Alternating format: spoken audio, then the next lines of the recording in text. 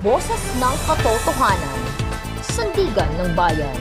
Ito ang Balitang Dolphins. Magandang araw, Rosario. Ngayon ay araw ng Martes, ika-17 ng Oktubre 2023. Ako si Carmela D. Alminar. Para sa ulo ng nagbabagang balita, Rosario National High School patuloy ang pagkakaroon ng special education classes. Noong nakaraang taong panuruan, ang Rosario National High School ay mayroong 16 na mag-aaral na may kapansanan sa pandinig. Sila ay nasa baitang 7 at 8 sa ilalim ng Special Education Program.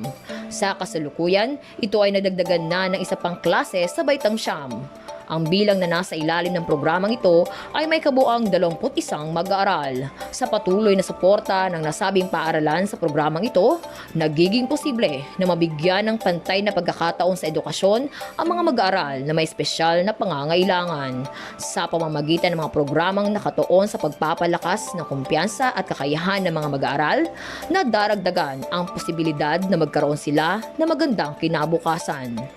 Matinding dedikasyon ang puhunan ng mga guro ng Rosario National High School upang maibigay ang kalidad na edukasyon. Ang kanilang kaalaman at kakayahan ay tunay na hinubog bago sumabak sa pagtuturo. Sa pagtutulungan ng 11 guro sa ilalim ng pamumuno ni Ginoong Julius Cesar Lailo ay matagumpay na nakapaghatid ng mapuso at matatag na edukasyon ang Special Education Program ng Rosario National High School.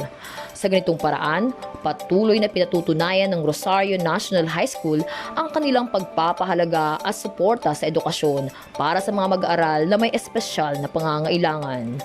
Muli, ito po ang Balitang Dolphins. Ako po si Carmela D. Alminar, nag-uulat.